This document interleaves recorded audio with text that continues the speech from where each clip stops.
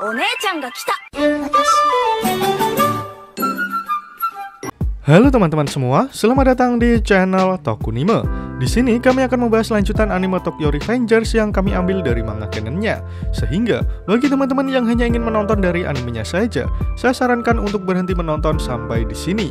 Namun jika kalian tidak keberatan dengan spoiler yang ada, maka kalian menonton konten yang tepat. Pada episode sebelumnya, kita ditunjukkan alasan dibalik bergabungnya Taiju ke Toman generasi kedua. Itu karena ia ingin melihat Takemichi berhasil mengalahkan Maiki. Selain itu, ia juga ingin membalas budi kepada Takemichi. Dengan kekuatannya yang mengerikan, Taiju berhasil membalikkan keadaan. Semua anggota Kanto Manji sudah dikalahkannya. Namun lawan yang kuat muncul menghadangnya sekarang ini. Mampukah Taiju menghadapi dua legenda Black Dragon generasi pertama? Bagaimana kelanjutan ceritanya? Mari langsung saja kita bahas alur cerita Tokyo Revengers episode kali ini.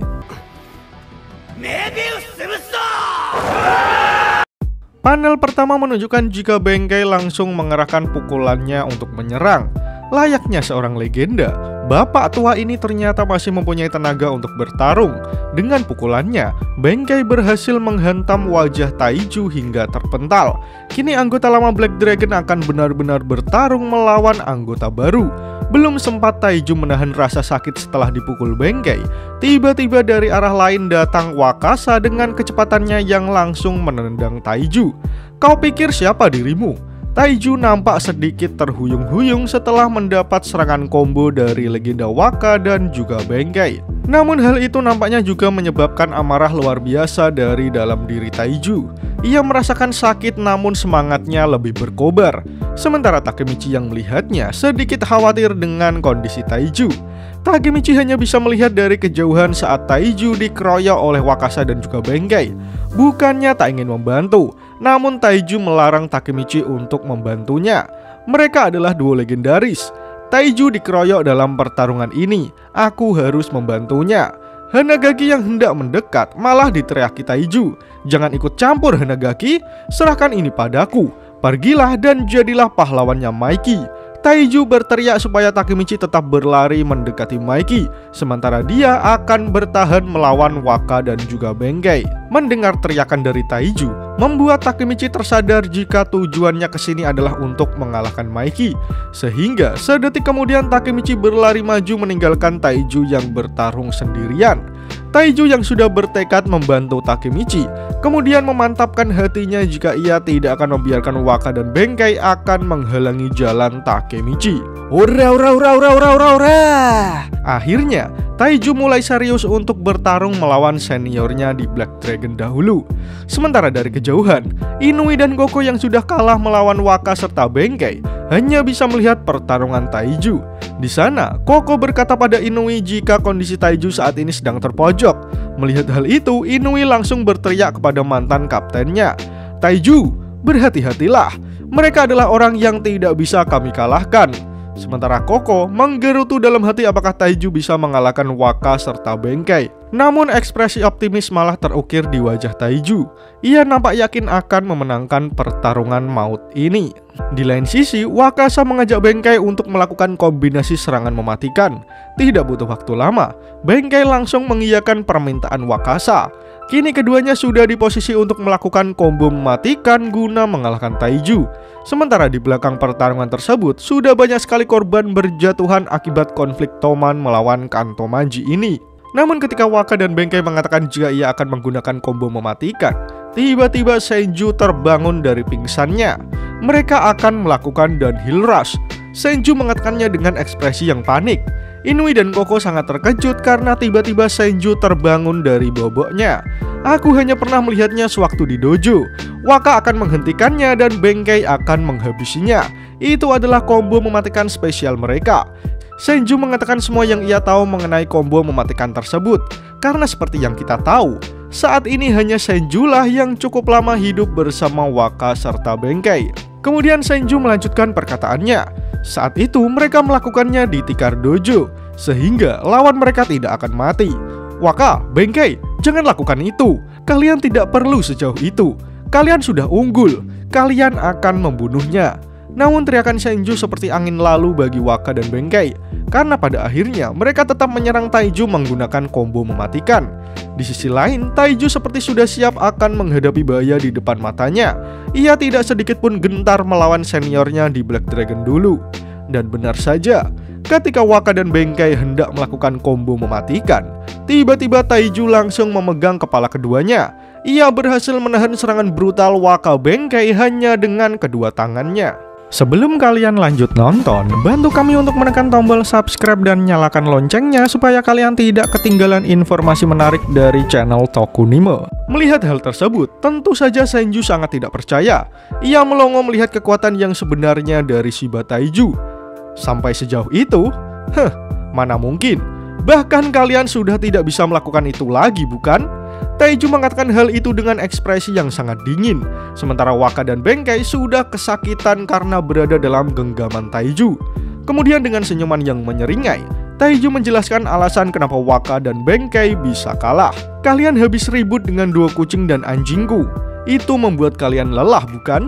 Memang cukup masuk akal apa yang dikatakan Taiju, mengingat kondisi fisik yang sudah tak muda lagi. Wajar saja jika stamina Waka dan Benkei kurang begitu bagus. Sementara Inui dan Koko yang dipanggil kucing dan anjing hanya bisa terdiam. Namun berkat mereka, Taiju bisa mengalahkan Waka serta Benkei. Kemudian setelah berhasil menahan kepala Waka dan Benkei, Taiju dengan brutal membanting kedua orang tua tersebut hingga terdengar suara ngik-ngik. Inilah akhir bagi kalian dua legendaris, benar-benar di luar dugaan. Karena Taiju berhasil mengalahkan dua legend Waka dan Benkei dalam kurun waktu yang lumayan singkat. Setelah menerima bantingan mengerikan dari Taiju, mustahil bagi Waka dan Benkei untuk tetap sadar dan melawan. Oleh karena itu, mereka langsung terkapar tak sadarkan diri di hadapan juniornya, Shiba Taiju.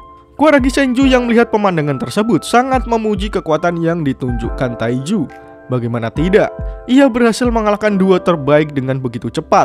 Sementara Taiju sendiri, setelah berhasil mengalahkan Waka dan Benkei, ia mengalihkan pandangannya sembari berkata, "Sekarang saatnya giliranmu, Takemichi." Ia memiliki optimisme tinggi kepada Takemichi. Hal tersebut dapat dilihat dari sorot mata Taiju yang tajam.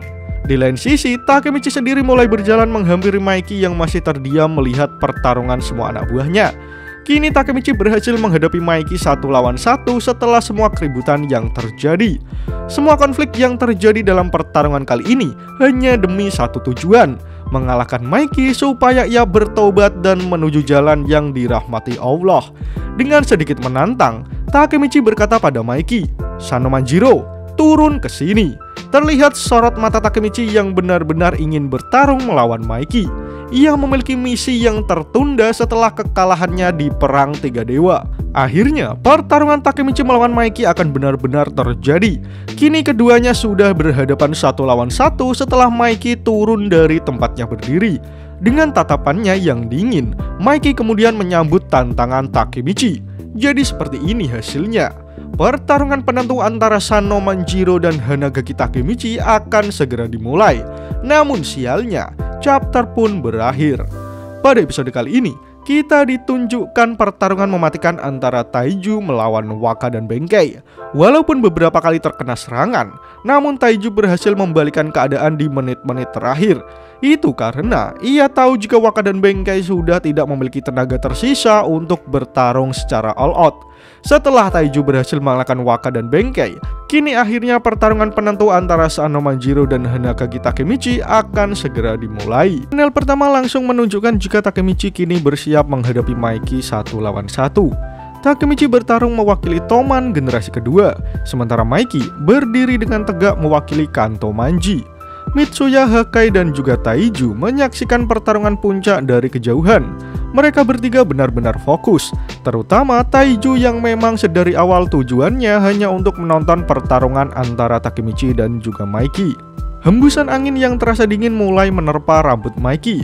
Ia menatap Takemichi dengan tatapan yang kosong, seperti orang yang menyimpan semua perasaannya sendirian. Setelah Takemichi berhasil menghampirinya, kemudian Maiki bertanya, "Kenapa kau kembali?" Terlihat hampir semua anggota Kanto Manji dan juga Toman sudah mulai berguguran. Hanya beberapa orang saja yang masih mampu berdiri, termasuk Taiju, Mitsuya, dan juga Hakai. Takemichi kemudian menjawabnya dengan sedikit berteriak, Aku berjanji pada dirimu di masa depan kalau aku akan menyelamatkanmu. Maksud dari perkataan Takemichi mungkin belum dipahami Maiki karena ia tidak tahu apa yang terjadi di masa depan. Namun tatapan Maiki kepada Takemichi mulai berubah walaupun masih terlihat sama-sama dingin. Dirimu di masa depan mencoba untuk membunuhku. Kemudian kau berniat mengakhiri segalanya dengan cara membunuh dirimu sendiri. Takemichi menceritakan semua yang terjadi di masa depan ketika Maiki menjadi pimpinan kelas kakap di geng Bonten. Taiju yang berada di sana sedikit bingung dengan masa depan yang dibicarakan Takemichi. Itu adalah hal yang wajar, mengingat Taiju tidak tahu jika Takemichi adalah seorang penjelajah waktu. Sementara itu, di sisi lain Sanju ternyata masih mampu berdiri padahal sudah dihantam motor oleh Taiju. Kemudian Takemichi mulai melanjutkan lagi ceritanya. Tapi di akhir-akhir, kau meraih tanganku dan meminta bantuan. Itulah pertama kalinya aku mendengar perasaanmu yang sebenarnya. Aku menjabat tanganmu dan itu mengaktifkan sebuah pemicu guna mengakhiri semua ini untuk selamanya. Takemichi menceritakan semua kronologi yang Maiki tidak ketahui. Namun tatapan Maiki sama sekali tidak berubah. Ia tetap dingin dan acuh dengan semuanya. Sementara itu, di belakang Taiju tiba-tiba datang seseorang yang berlari dengan cepat menghampirinya. Taiju sempat melirik siapakah orang yang berlari mendatanginya. Namun semua sudah terlambat. Dengan sabetan pedangnya, Sanju berhasil menebas punggung Taiju yang tidak siap dengan serangannya. Sungguh tindakan yang sangat pengecut. Namun Sanju tidak peduli tentang hal tersebut. Dengan semangat berapi-api dan kemarahan yang memuncak, Sanju berteriak, "Kata siapa aku akan membiarkanmu begitu saja?" Melihat apa yang terjadi, Takemichi meneriaki Taiju.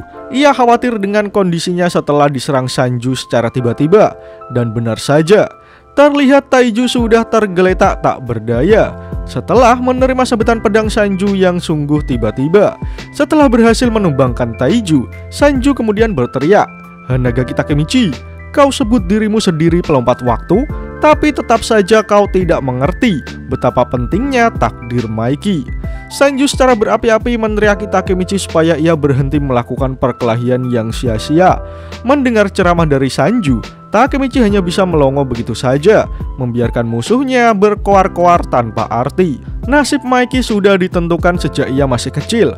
Tidak ada jalan lain lagi untuk ditempuh baginya selain jalan berlumuran darah ini.